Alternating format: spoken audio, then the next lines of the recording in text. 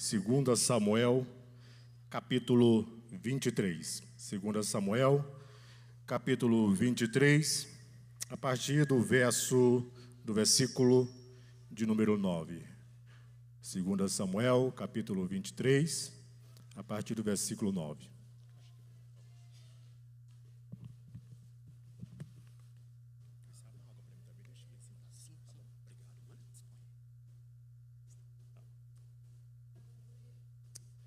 Amém? Todos acharam?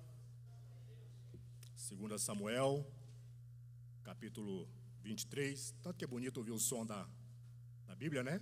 As páginas passando, você procurando. Você vai encontrar, viu? 2 Samuel, capítulo 23, a partir do versículo 9. Diz o seguinte: são estes os nomes. Aliás, comecei no versículo 8. São estes os nomes dos valentes de Davi: José Basebete, filho de Taquemone, o principal de 3. Foi este que, com sua lança, matou 800 de uma única vez. Versículo 9. Depois dele, Eleazar, filho de Dodô, filho de Aioine, entre os 3 valentes que estavam com Davi quando desafiaram os filisteus ali reunidos para a peleja, enquanto os homens de Israel se retiraram. Versículo 9. Versículo 10. Este, Eleazar, se levantou e feriu os filisteus até lhe cansar a mão e ficar pegada à espada. Guarda esse detalhe, viu, queridos? Ele lutou até guarda esse detalhe, é importante. Até cansar a mão. Naquele dia, o Senhor realizou um grande livramento. E o povo voltou para junto de Eleazar somente para tomar os despejos. Curve sua cabeça. Senhor, obrigado por essa oportunidade. Nós já cantamos louvores a Ti, cantamos canções a Ti. Fomos aqui, meu Deus, edificados. E agora, Senhor, estamos prontos também para continuar Te ouvindo através da palavra escrita que será falada. Deus, que a Tua presença, que o Teu Espírito conduza esta mensagem. Deus, eu só sou um instrumento em Tuas mãos. Que os meus lábios, as minhas cordas vocais, Deus, que todo o meu corpo agora seja usado por Ti para transmitir esta palavra. E que o Senhor encontre corações abertos, corações dispostos a ouvir o que o Senhor tem para falar. Deus consola, conforta, anima, traga, Deus, refrigério para o Teu povo. Essa é a nossa vontade, no nome de Jesus. Amém. Você já precisou, e com certeza já, lutar ou enfrentar uma luta em sua vida? Você já enfrentou? Ou você, nesse momento que você está aqui, você está enfrentando. Você sabe a luta que você tem. A luta diária que você tem, a luta que já dura. E eu quero falar sobre isso. Você não está lutando em vão. Você está lutando por um propósito. Você está lutando por um objetivo. E todo homem ou toda mulher, para ser inclusivo, todo homem e toda mulher, já enfrentou uma grande luta, e que já enfrentou uma grande luta, carrega em seu corpo uma marca. Se você não carrega uma marca no seu corpo, você carrega uma marca na sua alma. Marcas que são resultados da batalha que você teve ou da batalha que você tem. Essas marcas mostram que você foi valente para lutar. Veja, por exemplo, Jacó. Ele era manco, você sabia disso? Ele era manco. Por quê? Foi resultado de uma peleja que ele teve com Deus no Vale de Jaboque. Só para você relembrar, Jacó, fugindo do seu irmão Esaú, ficou 14 anos morando com o seu sogro, que também era seu tio.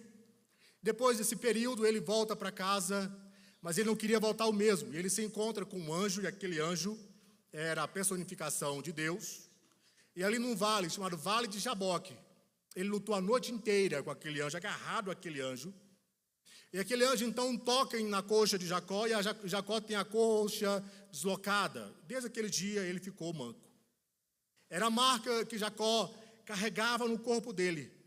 Aquela marca, aquela forma de andar, servia para Jacó nunca se esquecer do momento que ele teve. Não só o nome mudado, porque depois dessa luta que Jacó teve, ele não teve só o nome mudado para Israel, mas ele também teve mudado toda a sua vida. Jacó já não era mais chamado só Jacó, mas agora o nome dele era Israel. Apesar de ter o nome mudado, a vida mudada, ele era manco, ele tinha uma marca. Olha, veja essa citação.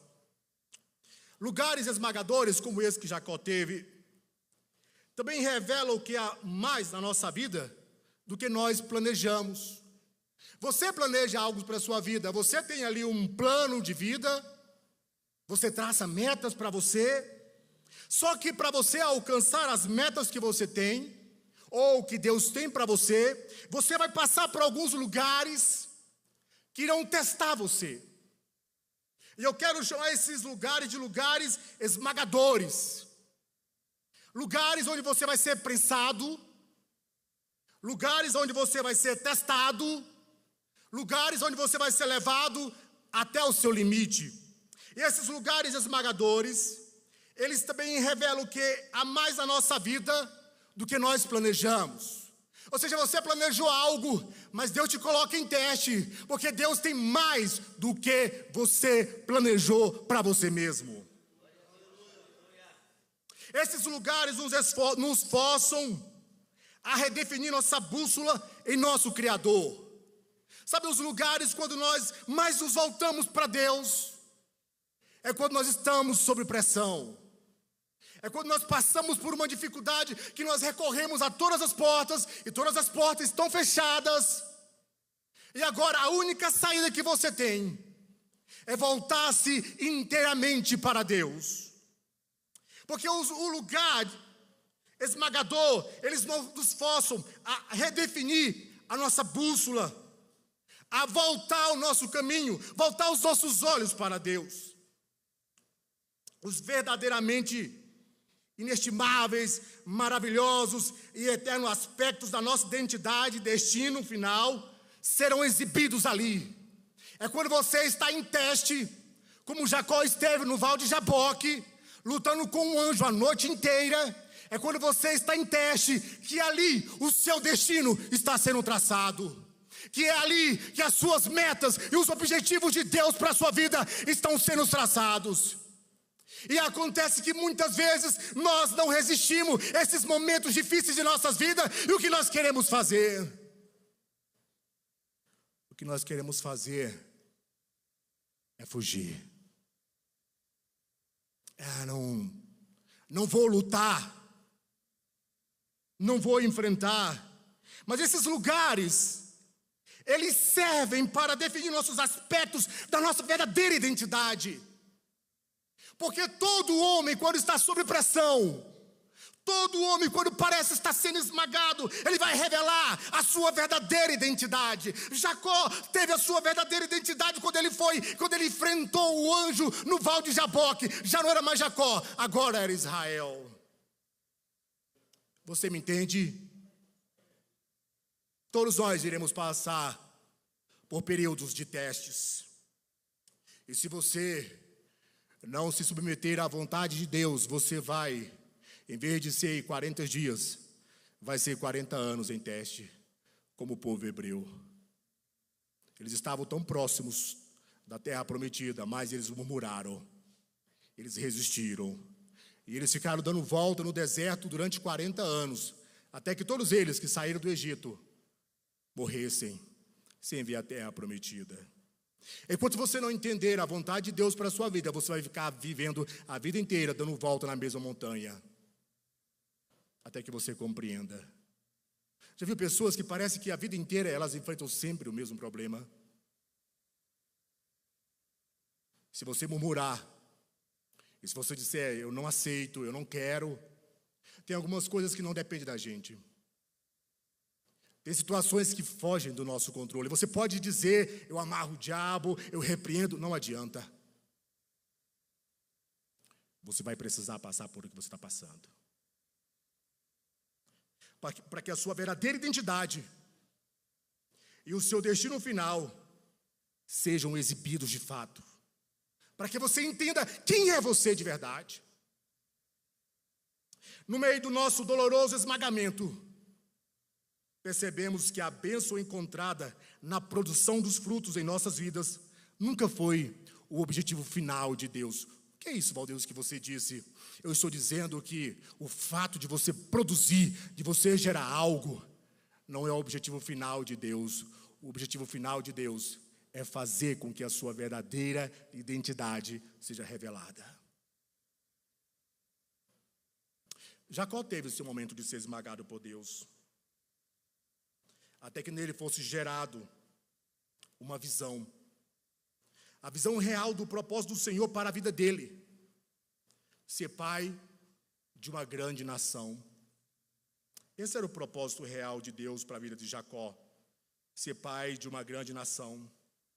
Enquanto nós não temos esta realidade diante dos nossos olhos, nós sempre iremos viver sem propósito na vida.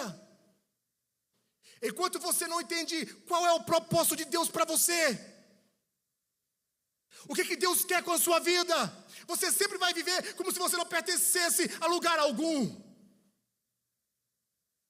Jacó vivia fugindo das amarras que ele mesmo criou, porque até então ele não sabia o que Deus queria para ele. Quantas pessoas também assim não entendem o que Deus quer, qual o propósito dela qual o propósito de Deus para a vida delas, e elas vivem sempre fugindo da realidade de Deus. Não tem pessoas que não têm propósito, pessoas que não têm objetivo, elas não se sentem, ou elas se sentem parte de lugar nenhum. Nós estamos no mês de setembro, e o mês de setembro é conhecido como Setembro Amarelo, que é a luta contra a depressão, onde se enfatiza mais a questão da depressão. E eu acredito que você já deve ter, ou você nesse momento também esteja passando por isso, conhecer alguém que está lutando contra a depressão, pessoas que não se sentem parte de lugar nenhum. Há 2 semanas, eu infelizmente perdi um primo que estava com depressão, e ninguém sabia que ele estava com depressão. Ele não revelava isso, ele parecia estar muito bem. E ele resolveu pegar uma moto na BR, uma moto grande, em alta velocidade. Ele se chocou contra um caminhão. E você sabe o que acontece quando alguém se choca com um caminhão. Ele não se sentia parte de lugar algum. Ele já havia dito, olha, é como se eu não tivesse lugar nessa terra. Mas eu quero trazer para você uma mensagem hoje, que existe um lugar para você. Existe um lugar que, por mais que você esteja agora sendo esmagado, pressionado, testado, existe um lugar de descanso. Existe um lugar onde você pode repousar a sua cabeça e descansar. Esse lugar é nos ombros do teu Pai. Esse lugar é em Deus. Lá você pode repousar. Lá você pode descansar. Você encontra a sua verdadeira identidade. Jacó teve seu momento de ser esmagado por Deus, até que fosse gerado nele, em Jacó, a visão real do propósito de Deus para a vida dele. A visão de Deus para Jacó era que ele fosse pai de uma grande nação. Enquanto, queridos, enquanto nós não temos esta realidade diante de nós, nós sempre iremos viver sem propósito em nossas vidas. Já viu pessoas que não têm propósito, elas estão sempre buscando direções e nunca encontram? A pessoa diz, eu vou fazer faculdade disso, e começa a fazer e não termina, e faz de outra, nunca se encontra na vida. Pessoas que estão sempre buscando um relacionamento novo. Quando eu encontrar um novo relacionamento, eu serei feliz. Quando eu encontrar o homem da minha vida, ou a mulher da minha vida, eu serei feliz. Olha, o homem da sua vida não te fará feliz. A mulher da sua vida não te fará feliz. Quem te fará feliz? Quem te faz feliz? É o homem que morreu na cruz do Calvário por você. Ele sim nos faz feliz. Ele sim refrigera nossa alma. Ele sim traz calma para nós. Oh, aleluia. Mas enquanto nós não temos esta visão de Cristo, o Cristo crucificado, mas também o Cristo glorificado, enquanto nós não temos esta visão, nós estaremos sempre brincando com a areia, achando que aquilo é tudo. A nossa felicidade está em Cristo. O nosso propósito está nele. Eu espero muito que você entenda esta mensagem e que isso alcance o seu coração. A realidade daquilo ou do que Deus nos chamou para ser, esta é o que nós devemos buscar. A realidade daquilo ou do que Deus nos chamou para ser. Homens ou mulheres que não têm convicção ou certeza do que eles são, sempre viverão fugindo da vontade de Deus. Se você não tem convicção do que você é, se você não tem convicção do que você foi chamado para ser, você sempre viverá fugindo da vontade de Deus. Vocês lembram de Jonas?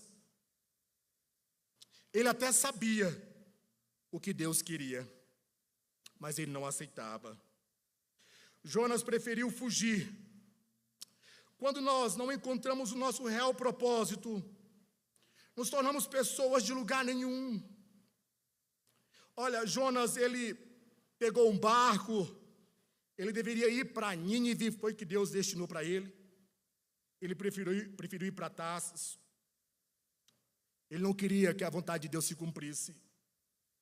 Enquanto nós não entendemos a vontade de Deus, nós não somos aceitos nos grupos que tentamos nos encaixar. Jonas não foi aceito no barco, ele teve que ser jogado para fora do barco. Olha, se você foi marcado por Deus, se você foi chamado pelo Senhor, se Deus tem um propósito para a sua vida, e se você ainda não entendeu isso, você não se sentirá parte de lugar algum. Você se sentirá como se tivesse algo faltando em você. Você tenta se encaixar naquele grupo e não encaixa. Você tenta encaixar no outro e nunca consegue se encaixar.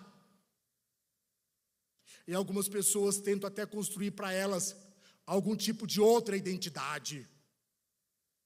Algumas pessoas tentam camuflar o que elas são de verdade. Mas enquanto você não se encaixar dentro da vontade de Deus, você não será aceito por nenhum grupo. Jonas foi jogado para fora do barco, enquanto tentou fugir da vontade de Deus. E quanto mais ele tentava fugir, mais ele cumpria a vontade de Deus, porque Deus o achou. Não adianta você tentar fugir. É inútil. Não adianta. Deus vai encontrar você aonde você estiver. Elias tentou fugir. Elias estava com medo. Elias tinha medo porque ele se achava sozinho. Quem aqui nunca se achou sozinho no mundo? Quem aqui nunca se sentiu parte de lugar algum? Elias queria fugir e ele fugiu, foi para uma caverna. Mas Deus lá o encontrou.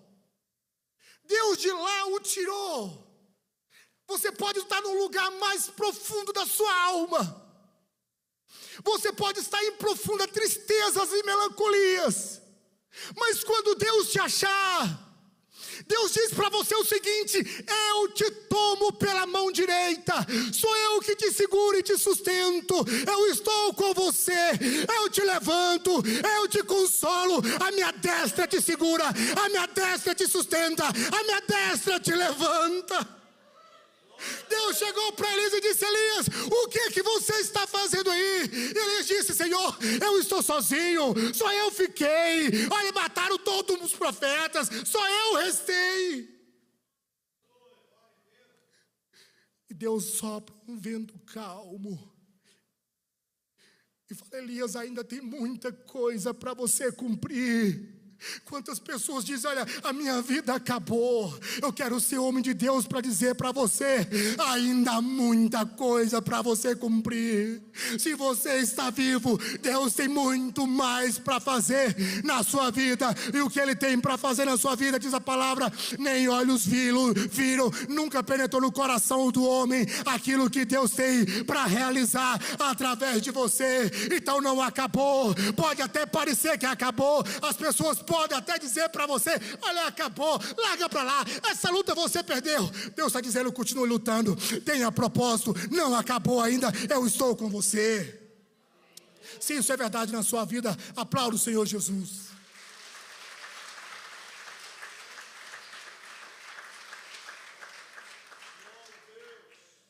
Aleluia. Louvado seja Deus para sempre. Então, quanto mais Jonas tentava fugir, mais Deus o conduzia para dentro do seu propósito. Deus é o Senhor que dá sentido à nossa vida. É Ele quem dá sentido à nossa vida. Não são coisas. Você pode adquirir o melhor carro do ano que você quiser. A sua empresa pode se tornar uma grande empresa, mas se Deus não faz sentido na sua vida, ou se Deus não te dá sentido, você será vazio. Vocês conhecem a história de um grande empresário aqui em Goiânia? Grande empresário que pulou do apartamento dele e se matou. Estava vazio.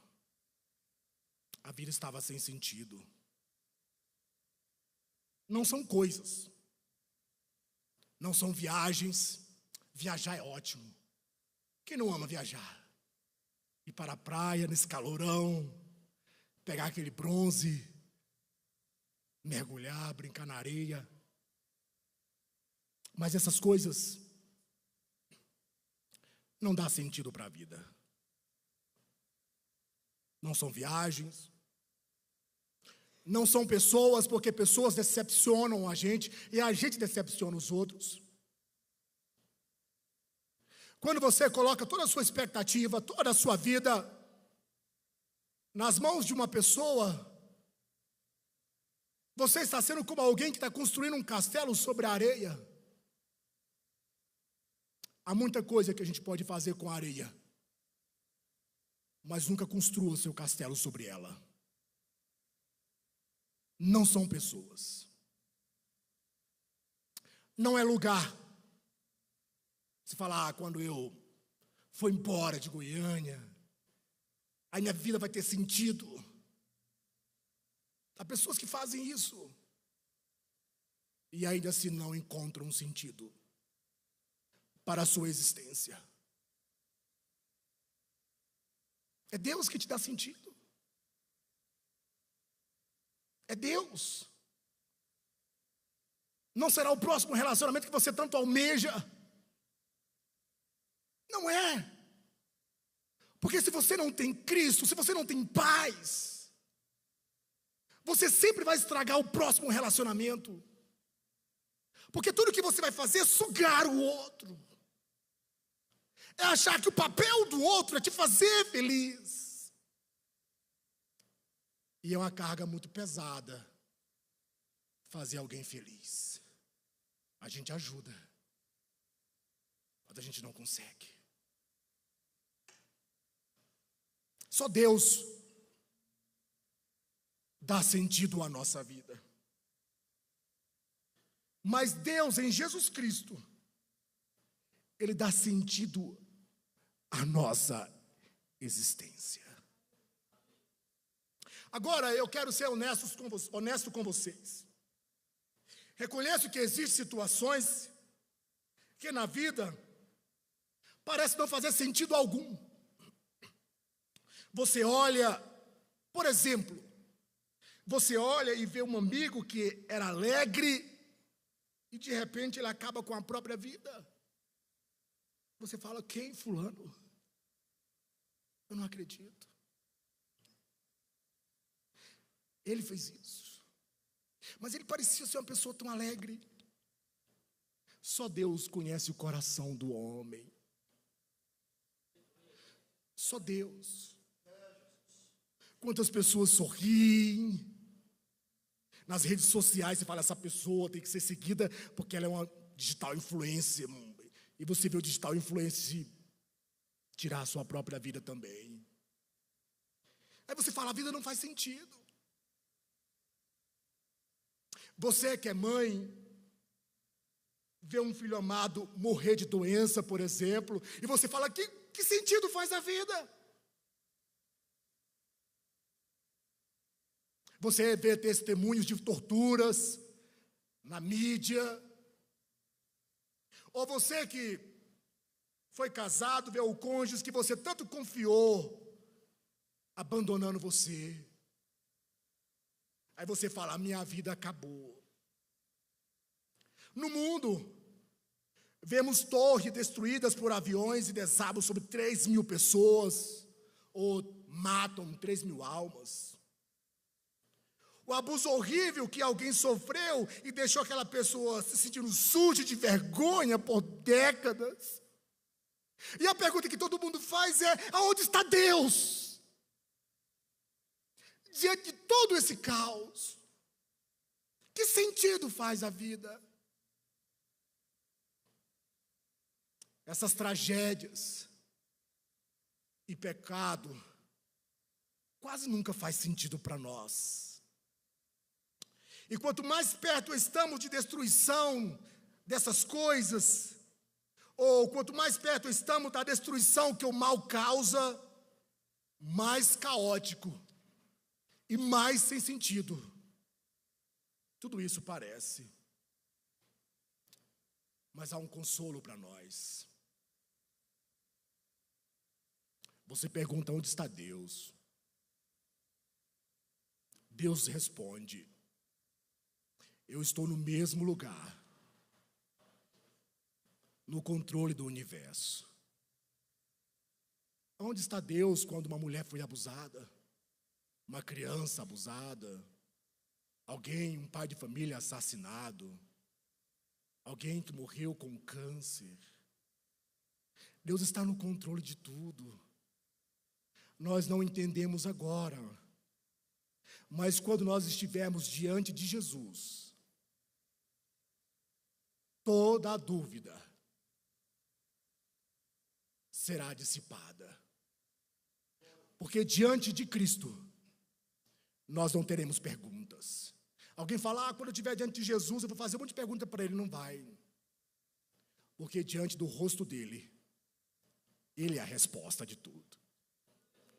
Cristo é a resposta de tudo.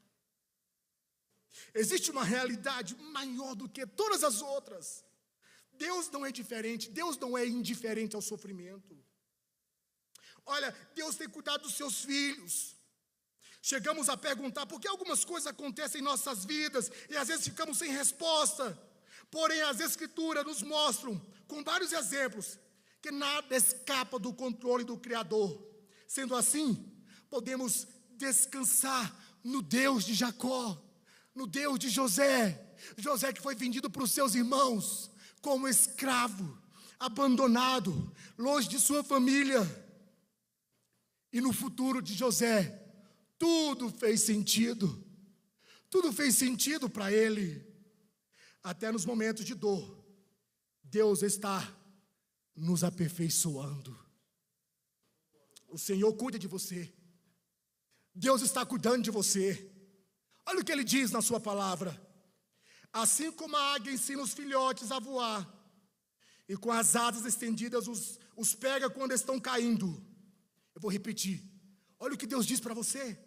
Assim como a águia ensina os filhotes a voar, e com as asas estendidas os pega quando estão caindo, assim o Senhor Deus cuida do seu povo. Assim o Senhor Deus cuida de você quando você está prestes a cair. Deus vai lá e levanta você novamente. Às vezes as pessoas nem viram você cair.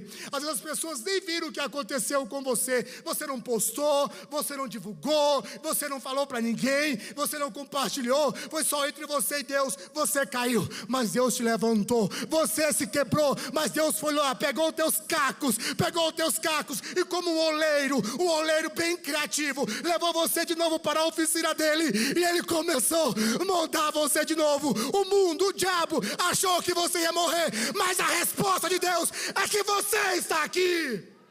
Oh, aleluia! Aleluia! Você não morreu, você quase morreu, mas você não morreu. Você está de pé. Você foi abandonado, mas Deus te achou. Você foi esquecido, mas Deus se lembrou de você. Aleluia! Oh, aleluia! Ora canta, xaramiande canta. Oh, eu convido você por alguns segundos levantar as suas mãos e dizer: Deus, foi quase, quase eu morri, Senhor, mas eu estou aqui, Senhor. Se você tem gratidão a Deus, levanta sua voz por alguns segundos e glorifique ao Senhor, aleluia. Oh, Deus, foi quase, mas nós estamos aqui, Senhor. Quase, Deus, quase, mas eu venci, Senhor. Nós estamos de pé para a tua glória. Oh, aleluia. Glória a Deus. Oh, aleluia. Você venceu, querido. As portas se fecharam. Você quase tirou a própria vida, mas Deus te segurou, como a águia segura o seu filhote. Deus cuidou de você. Você por muitas vezes achou que estava sozinho. Você não viu Deus. Você não ouviu Deus. Mas Ele estava lá. Nas noites mais escuras, Ele estava lá. Aleluia, que palavra maravilhosa. Glória a Deus. Mas não é possível negar que há situação que a gente cansa. A gente cansa sim. E quando estamos cansados, tudo que queremos, você já sentiu vontade de parar de lutar? De desistir do casamento, desistir da família, desistir do marido do turrão, da esposa que reclama. Já sentiu vontade de ir para um lugar onde você fica quietinho, só você lá e ninguém mais te toca? Quando estamos cansados, tudo o que nós queremos é parar de lutar, é desistir, é se ocultar e se esconder por um tempo. Agora a gente vai entrar no texto de 2 Samuel, capítulo 23. O texto de 2 Samuel, capítulo 23, de 9 a 10, conta que um guerreiro chamado Eleazar também estava cansado. Eu falei para você, guarda essa informação. Ele está cansado, mas a espada não soltava da mão dele. Estava cansado. Esse homem é descrito na Bíblia como um dos 3 principais guerreiros que andavam com Davi. Ele fazia parte de um grupo de elite do exército de Davi. Olha como primeiras crônicas define o exército de Davi. Esse grupo era formado pelo rei Davi.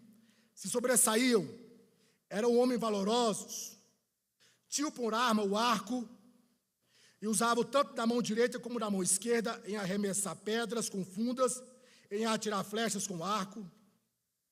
Dos gaditas, passaram-se para Davi a fortaleza no deserto, homens valentes, homens de guerras para pelejar, armados com escudo e lança.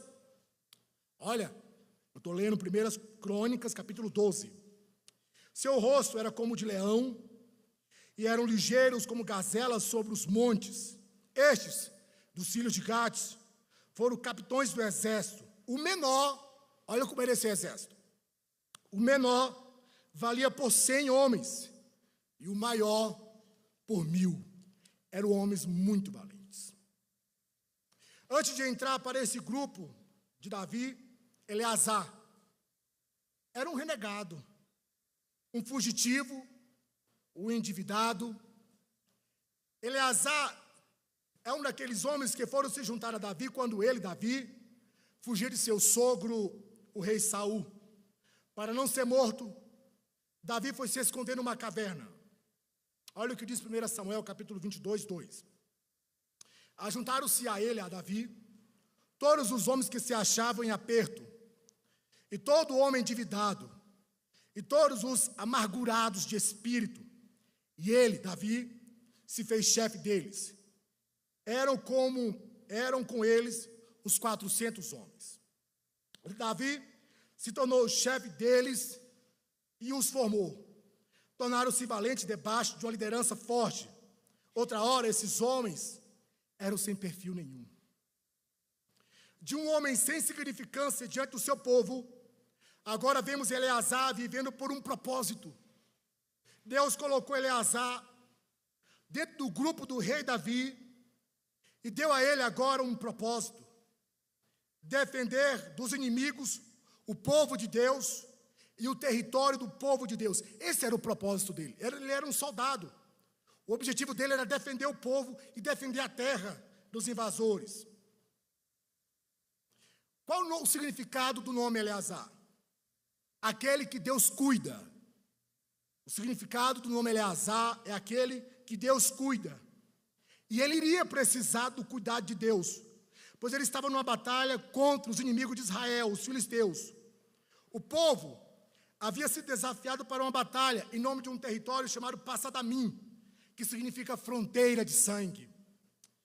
Olha, o povo, os filisteus, desafiaram Israel por esse território chamado Pasdamim, que significa fronteira de sangue. E quando o exército de Israel viu aquela afronta, aquele desafio, todo o povo fugiu. E o texto vai dizer que Eleazar se manteve firme na terra para defender o povo, para defender o território. E a história, se você ler com mais cuidado, vai dizer que Eleazar segurou a espada na mão. E ele lutava tanto, mas tanto, que ele cansou, o braço dele estava cansado, mas mesmo cansado, pastor, ele continuava a lutar. Um historiador, Flávio Joséfo, diz que talvez a espada não soltava na mão dele, porque o sangue dos inimigos se tornou como uma cola entre a espada e a mão e não desgrudava. Mas eu entendo outra linha de pensamento, que na realidade a mão dele deu cãibra de tanto ele lutar. Se foi o sangue ou se foi cãibra, o importante é que não soltou a espada.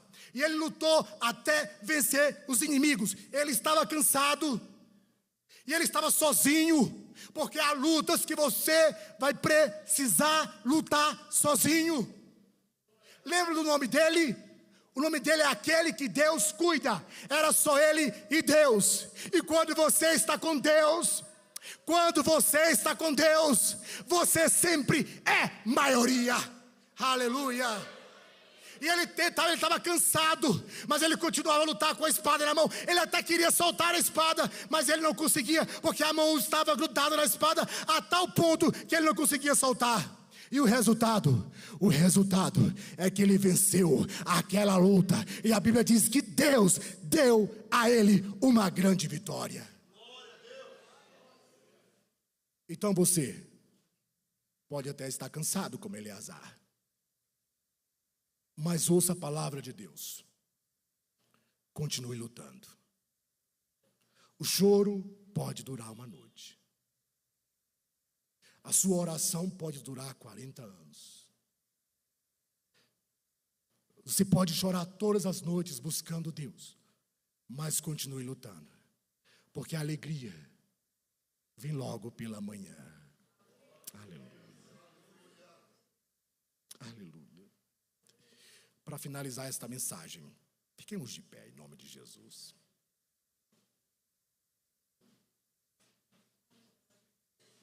Aleluia.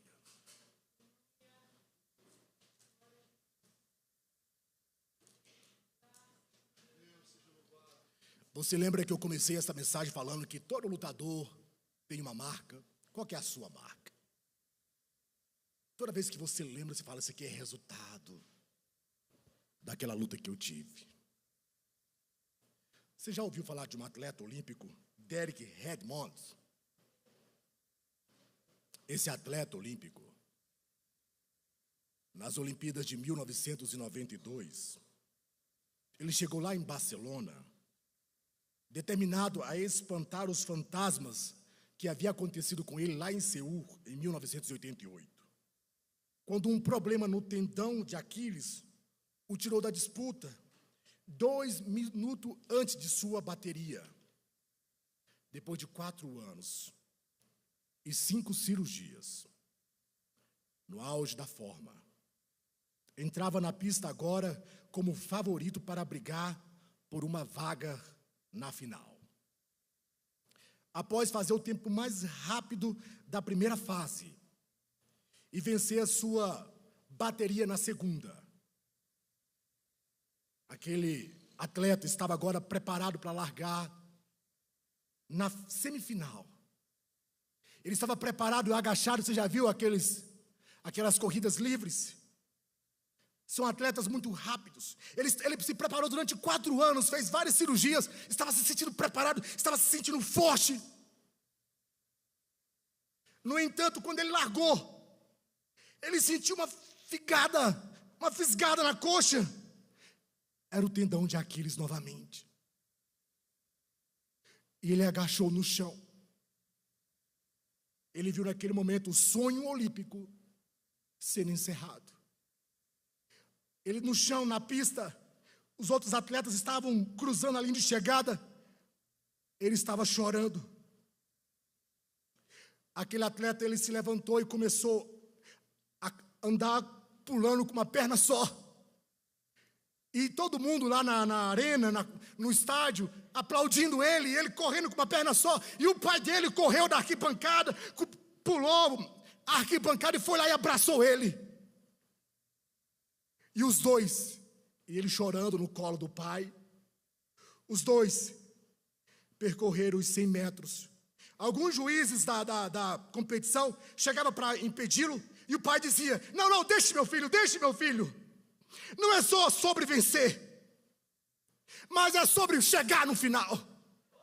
Oh, aleluia. Não é só sobre você vencer, é que você vai chegar no final. E como Eleazar, aquele que Deus cuida, Deus também está cuidando de você. Você pode até estar machucado, você pode até estar ferido. Vamos, irmão, mas continue correndo. Vamos, irmão, mas continue até cruzar a linha de chegada. Aleluia. O pai dele dizia: não, saio. Não, eu ensinei meu filho a concluir o que ele começou. Ele não ganhou a medalha olímpica. Ele cruzou a linha, mas ele ganhou o título de herói. Talvez você esteja machucado e você diz: não dá mais, estou cansado. Feche seus olhos nesse momento. Estou cansado, não dá mais.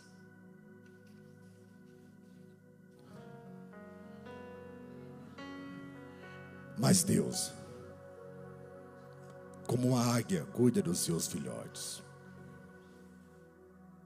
está dizendo para o inimigo: saia da frente. Saia da frente. Pois há muito para você